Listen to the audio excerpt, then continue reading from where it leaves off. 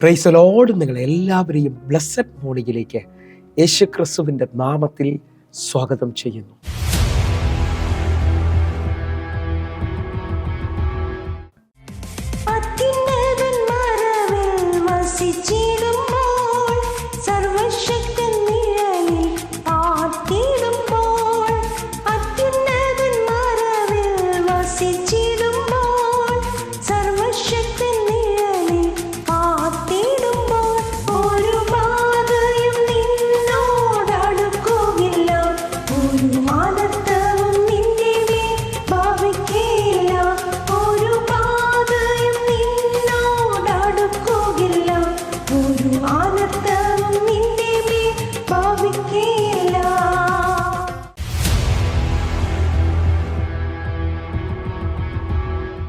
പ്രിയരെ, അനുഗ്രഹിക്കപ്പെട്ട ഒരു പ്രഭാതം കൂടെ നമ്മുടെ ജീവിതത്തിൽ അനുവദിച്ചു തന്ന വലിയവനായ ദൈവത്തെ നമുക്ക് ഒരുമിച്ച് ചേർന്ന് നന്ദി പറയാം. എത്ര പേർ പറയും, ഞാൻ നിന്നതല്ല, എൻ്റെ ദൈവം എന്നെ നിർത്തിയതാണ്? ഒന്നുകൂടെ പറഞ്ഞു കഴിഞ്ഞാൽ 2026 ഏപ്രിൽ മാസം 16-ാം തീയതി വരെയും എന്നെയും എൻ്റെ കുടുംബത്തെയും കണ്ണിലെ കൃഷ്ണമണി പോലെ സൂക്ഷിക്കുകയും വിടുവിക്കുകയും ചെയ്ത വലിയവനായ ദൈവത്തിന് നന്ദി പറഞ്ഞുകൊണ്ട് ഈ പ്രഭാത ചിന്തയിലേക്ക് നമുക്ക് ഒരുമിച്ച് അടുത്തു വരാം. ദൈവത്തെ ചലിപ്പിക്കുന്ന വാക്കുകൾ പറയുക. പ്രിയരെ, പ്രാരംഭവാക്യത്തിലേക്ക് ഉൽപ്പത്തി പുസ്തകം 32-ാം അധ്യായം അതിൻ്റെ 26-ാമത്തെ വാക്യം. എന്നെ വിടുക, ഉഷസ് ഉദിച്ചിരിക്കുന്നല്ലോ എന്ന് അവൻ പറഞ്ഞതിന് നീ എന്നെ അനുഗ്രഹിച്ചിട്ടല്ലാതെ ഞാൻ നിന്നെ വിടുകയില്ല എന്ന് അവൻ പറഞ്ഞു. പ്രിയരെ, പ്രഭാതത്തിൽ ദൈവം നമ്മോട് ഇടപെട്ട അനുഗ്രഹിക്കപ്പെട്ട വചനത്തിനായി നമുക്ക് ഒരുമിച്ച് ചേർന്ന് ദൈവത്തിന് നന്ദി പറയാം. ഈ പ്രഭാതത്തിൽ ഞാനും നിങ്ങളും ചിന്തിക്കുന്ന ചിന്ത, ദൈവത്തെ ചലിപ്പിക്കുന്ന ചില വാക്കുകൾ നമ്മിൽ നിന്ന് വെളിപ്പെടേണ്ടതിനായിട്ട്. നമ്മിൽ പലരും നിരാശകളും വേദനകളും വിഷമങ്ങളും മാത്രമാണ് ദൈവത്തോട് പറയാനുള്ളത്. എനിക്ക് മാത്രം വിടുതലില്ലെന്നൊക്കെ പറയുന്ന ഒത്തിരി പേരെ ഞാൻ കണ്ടിട്ടുണ്ട്. പക്ഷേ പഴയ നിയമവും പുതിയ നിയമവും ഒരുമിച്ച് പഠിക്കുന്നവർക്കറിയാം, ദൈവത്തെ ചലിപ്പിച്ച ചില ഭക്തന്മാരുണ്ട്. ദൈവം ചിലവർക്ക് വേണ്ടി വേഗത്തിൽ ചിലത് ചെയ്തതായി നമുക്ക് കാണാൻ കഴിയുന്നുണ്ട്. ആ നിലയിൽ ഒരു ചിന്തയാണ് ഇന്ന് നിങ്ങളുമായി ഞാൻ പങ്കുവയ്ക്കുന്നത്. ശ്രദ്ധിക്കാൻ പറ്റുമെങ്കിൽ ഉൽപ്പത്തി പുസ്തകത്തിൽ ഞാനും നിങ്ങൾ വായിച്ച പശ്ചാത്തലം എല്ലാവർക്കും അറിയാവുന്നതാണ്. പഴയ നിയമത്തിലെ ഭക്തനായ യാക്കോബ് ജീവിതത്തിനകത്ത് എങ്ങും എത്താതെ നിൽക്കുമ്പോൾ ഒരു തീരുമാനത്തോടെ തൻ്റെ കുടുംബത്തെ മുഴുവൻ അക്കരയാക്കിയിട്ട് താൻ യാബോക്ക് കടവിൽ തനിയെ ശേഷിക്കുന്ന ഭാഗമാണ്. ഹല്ലേലൂയ. ആ തനിയെ ശേഷിക്കുന്ന ഭാഗം നമ്മളൊന്ന് വായിക്കാൻ ആഗ്രഹിക്കുകയാണ്. ഉൽപ്പത്തി പുസ്തകം 32-ാം അധ്യായം അതിൻ്റെ 23-ാമത്തെ വാക്യം.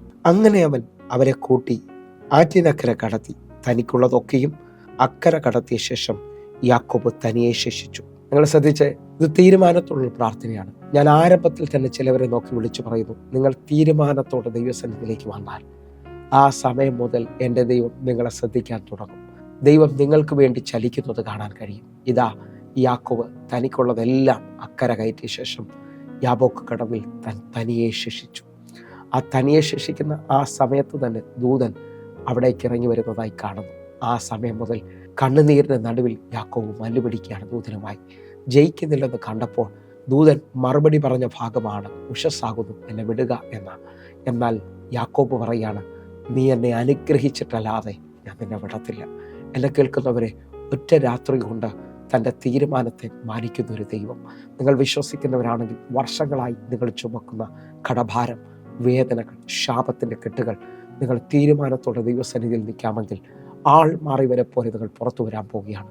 നിങ്ങളുടെ ജീവിതത്തിനകത്ത് ഇന്നൊരു അസാധാരണ വിടുതൽ സംഭവിക്കുന്നത് കാണാൻ പറ്റും. ഞാൻ ഒന്നുകൂടെ നിങ്ങളോട് പറഞ്ഞു പോകാൻ ആഗ്രഹിക്കുകയാണ്. ഇതാ, വഴിയരികിൽ ഇരിക്കുന്ന ഭിക്ഷ യാചിക്കുന്ന ഒരു മനുഷ്യനെ നമുക്ക് മാർക്കോസിന്റെ സുവിശേഷം 10-ാം അധ്യായത്തിൽ കാണാൻ കഴിയും. അവൻ അപ്പൻ്റെ പേരിലാണ് അറിയപ്പെടുന്നത്, തിമായിയുടെ മകനായ ഭൃത്യമായി. അവൻ ആ വഴിയരികിൽ ഇരിക്കുമ്പോൾ യേശു കർത്താവ് കടന്നു പോവുകയാണ്. യേശു കർത്താവ് വലിയൊരു പുരുഷാരവും തൻ്റെ കൂടെ പോകുമ്പോൾ താൻ അന്നുവരെയും കേൾക്കാത്ത ഒരു ആരവം കേൾക്കുന്നു. അവൻ ചോദിച്ച ഉച്ചത്തിൽ, ഈ കടന്നു പോകുന്നത് ആരാണ്? അവിടെ നിൽക്കുന്ന പുരുഷാരം പറഞ്ഞു, നസറേയനായ യേശുവാണ് ഈ കടന്നു പോകുന്നത്. എന്നെ കേൾക്കുന്നവരെ, അവൻ നസറേയനായ യേശുവെ അല്ല വിളിച്ചത്. അവൻ്റെ ഇന്നലകളിൽ ആരോ അവനോട് പറഞ്ഞിട്ടുണ്ട്, നിൻ്റെ ഈ സ്ഥിതിക്ക്, നിൻ്റെ ഈ അനുഭവത്തിനകത്ത് മാറ്റം കൊണ്ടുവരാൻ കഴിയുന്ന ഒരു നാമമുണ്ട്, അത് ദാവീദിൻ്റെ പുത്രനാണ്. അവൻ വിളിച്ചു പറഞ്ഞു, ദാവീദിൻ്റെ പുത്ര, എന്നോട് കരുണ തോന്നണമേ. ഉച്ചത്തിൽ നിലവിളിച്ച ആ സമയത്ത് തന്നെ ആ നിന്ന പുരുഷാരം മുഴുവൻ അവനെ എതിർത്തു. നിനക്ക് വേണ്ടിയല്ല യേശു ഇതിലെ പോകുന്നത്, അല്ലെങ്കിൽ യേശു നിനക്ക് വേണ്ടിയല്ല ഇതിലെ പോകുന്നത് എന്ന് പറഞ്ഞു. ആ സമയത്ത് തന്നെ അവൻ്റെ വിളി നിർത്തിയില്ല, അവൻ നിരാശ പറഞ്ഞില്ല. അവൻ വീണ്ടും ഉച്ചത്തിൽ വിശ്വാസത്തോടെ വിളിച്ചു. ആ വിളിക്കകത്ത് എൻ്റെ യേശു കർത്താവ് നിൽക്കുകയാണ്. ഈ പ്രഭാതത്തിൽ ഞാൻ നിങ്ങളോട് വിളിച്ചു പറയുന്നു. ഈ പ്രഭാതത്തിൽ ആരേക്കോ നോക്കി വിളിച്ചു പറയുകയാണ്, മുഴുഹൃദയത്തോടെ യേശുവേ എന്ന് വിളിച്ചാൽ എൻ്റെ കർത്താവ് നിങ്ങൾക്ക് വേണ്ടി ഈ പ്രഭാതത്തിൽ നിൽക്കും. നിങ്ങളുടെ വിഷയങ്ങൾക്ക് മറുപടി തരാൻ പോവുകയാണ്. അവൻ ഉച്ചത്തിൽ നിലവിളിച്ചതോടെ യേശു കർത്താവ് നിന്നുകൊണ്ട് അവനെ വിളിപ്പിൻ എന്ന് പറയുകയാണ്. ഞാൻ ആത്മാവിൽ വിളിച്ചു പറയാം, നിങ്ങളുടെ പ്രാർത്ഥനാ മുറിയിൽ അളവില്ലാതെ അല്ലെങ്കിൽ നിലയില്ലാതെ യേശുവേ എന്ന് വിളിച്ചാൽ എൻ്റെ കർത്താവ് നിങ്ങൾക്ക് വേണ്ടി ഒരു മറുപടി പറയാൻ പോവുകയാണ്. അടുത്തൊരു ഭാഗം നിങ്ങൾ ശ്രദ്ധിച്ചു നോക്കണം. ദാവീദിൻ്റെ ഒരു രഹസ്യമാണ്. ദാവീദ് ഒത്തിരി മേഖലയിൽ ദൈവത്തെ വിളിച്ചിറക്കിയ ആളാണ്. ദാവീദ് 16-ാം സങ്കീർത്തനം അതിൻ്റെ 2-ാമത്തെ വാക്യത്തിൽ പറയുന്ന പദത്തിലേക്ക് നമുക്ക് വരാം. ഞാൻ യഹോവയോട് പറഞ്ഞത്, നീ എൻ്റെ കർത്താവാകുന്നു, നീ ഒഴികെ എനിക്കൊരു നന്മയുമില്ല. ദാവീദ് വിളിച്ചു പറയാണ്, എൻ്റെ അപ്പനും എൻ്റെ സഹോദരങ്ങളും ഒന്നും എന്നെ വേണ്ട നിലയിൽ കണ്ടിട്ടില്ല. എൻ്റെ ചെറുപ്രായത്തിൽ തന്നെ അവർ എന്നെ കാട്ടിലേക്ക് അയച്ചു. പക്ഷെ ഞാൻ യഹോവയോട് പറയാണ്, നീ എൻ്റെ കർത്താവാണ്, നീ എൻ്റെ രക്ഷിതാവാണ്, നീ ഒഴികെ എനിക്ക് ഈ ഭൂമിയിൽ വേറൊരു നന്മയുമില്ല. വിശ്വസിക്കുന്നതിനുണ്ടെങ്കിൽ ജീവിതത്തിനകത്ത് എങ്ങും എത്തിയില്ല, ആരും നിങ്ങളെ സ്നേഹിക്കുന്നില്ല, എല്ലാ നിലയിലും നിങ്ങൾ ഒറ്റപ്പെട്ടതുപോലെയൊക്കെയാണ് തോന്നുന്നതെങ്കിൽ നിങ്ങൾ കർത്താവിനോട് പറഞ്ഞാട്ടെ, നീ എൻ്റെ ദൈവമൊന്നും അല്ല പറയേണ്ടത്, നീ എൻ്റെ അപ്പനാണ്, നീ എൻ്റെ എല്ലാമാണ്, നീ എൻ്റെ രക്ഷകനാണ്. വിശ്വസിക്കുന്നതിനുണ്ടെങ്കിൽ ഇതാ എൻ്റെ കർത്താവ് ആ വിളിക്കകത്തുനിന്ന് ഇറങ്ങി വരികയാണ്. വിശ്വസിക്കുന്നുണ്ടെങ്കിൽ റോമാലേഖനം 10-ാം അധ്യായം അതിൻ്റെ 12-ാമത്തെ വാക്യം നിങ്ങൾ ശ്രദ്ധിക്കണം. യഹൂദനെന്നും യവനെന്നും വ്യത്യാസമില്ല, എല്ലാവർക്കും കർത്താവ് ഒരുവൻ തന്നെ, അവൻ തന്നെ വിളിച്ചപേക്ഷിക്കുന്ന എല്ലാവർക്കും നൽകുവാൻ തക്കവണ്ണം സമ്പന്നനാകുന്നു. നിങ്ങൾ വിശ്വസിക്കുന്നവരാണെങ്കിൽ ഈ വാക്യത്തെ ഏറ്റെടുക്കണം. യഹൂദനെന്നോ യവനെന്നോ വ്യത്യാസമില്ല, കർത്താവ് ഒരുവൻ തന്നെയാണ്. വിളിച്ചപേക്ഷിക്കുന്ന എല്ലാവർക്കും നൽകുവാൻ തക്കവണ്ണം എൻ്റെ ദൈവം സമ്പന്നനാണ്. നിങ്ങൾ കടഭാരത്തിൽ ഭാരപ്പെടുന്നവരാണോ? മുമ്പോട്ട് പോകാൻ പറ്റാതെ നിൽക്കുന്നവരാണോ? നിങ്ങൾ കർത്താവിനോട് പറഞ്ഞാട്ടെ, നീ എൻ്റെ എല്ലാമാണ്, നീ എൻ്റെ അപ്പനാണ്, നീ ഒഴികെ എനിക്ക് വേറെ ഒന്നും ഈ ഭൂമിയിലില്ല. കർത്താവ് നിങ്ങളെ കരം പിടിച്ച് നടത്തുന്നത് കാണാൻ പറ്റും. കാരണം ജാതീയ മാർഗത്തിൽ നിന്ന് കയറി വന്ന ഓരോ ദൈവമക്കളും വിളിച്ചു പറയാണ്, അങ്ങൻ്റെ പിതാവാണ്, അങ്ങൻ്റെ അപ്പനാണ്. നിങ്ങൾ വിശ്വസിക്കാൻ പറ്റുമെങ്കിൽ അനേക ദൈവങ്ങളുടെ നടുവിൽ ഒരു ദൈവത്തെ അല്ല നിങ്ങൾ വിളിക്കുന്നത്. ഞാനും നിങ്ങളും വിളിക്കുന്നത് ദൈവങ്ങളുടെ മുകളിൽ നിൽക്കുന്നവരെയാണ്. രാജാതി രാജാവ്, കർത്താതി കർത്താവ്, ദ ലോർഡ് ഓഫ് ലോർഡ്. വിശ്വസിക്കുന്നവരുണ്ടെങ്കിൽ അവനെ വിളിക്കുകയാണ് ഒരു വ്യത്യാസമില്ലാത്ത നിലയിൽ. ഇന്ന് ഈ പ്രഭാതത്തിൽ ഞാൻ കൊണ്ട് വിളിച്ചു പറയട്ടെ, നമുക്ക് ദൈവമേ എന്ന് വിളിക്കുന്നതിനേക്കാൾ വലിയ പദവിയാണ് കിട്ടിയിരിക്കുന്നത്, അപ്പാ എന്ന് വിളിക്കാൻ. അപ്പാ എന്ന് വിളിച്ചുകൊണ്ട് ആഴമായി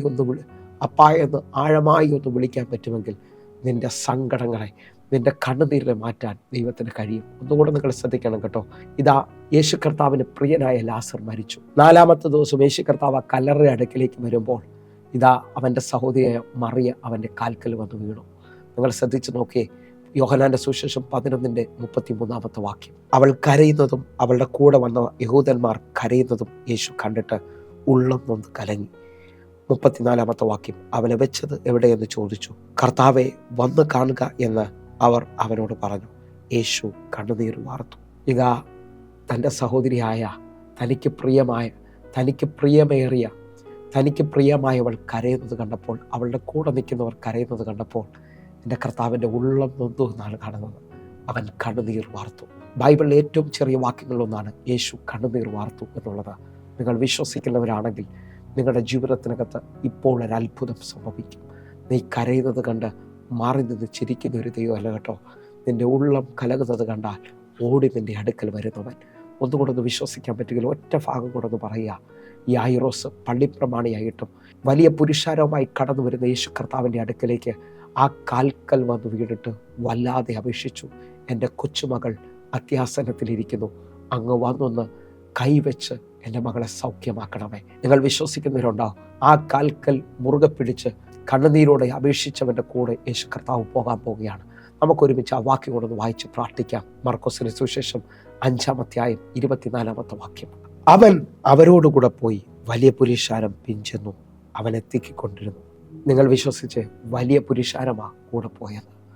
പക്ഷേ എൻ്റെ കർത്താവ് ആ കാൽക്കൽ വീണവനോട് കൂടെ പോവുകയാണ്. നിങ്ങൾ വിശ്വസിക്കാൻ പറ്റുമെങ്കിൽ ഈ പ്രഭാതത്തിൽ നിങ്ങളുടെ ഭവനത്തിലേക്ക് യേശുവിനെ നിങ്ങൾ വിളിച്ചു കയറ്റാൻ പോകുക.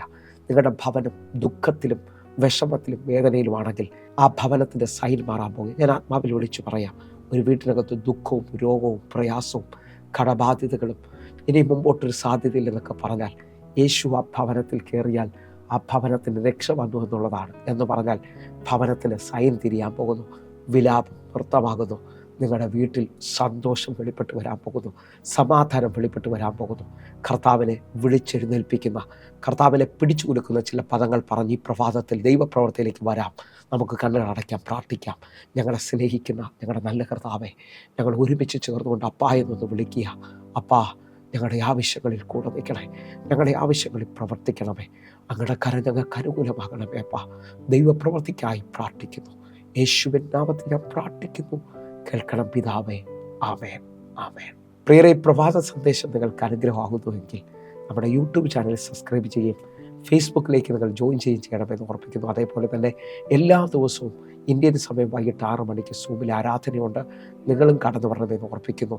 കർത്താവിൻ്റെ വലിയ കരം ഈ ദിവസങ്ങളിൽ നമ്മൾ കാണും. God bless you. ആമേൻ.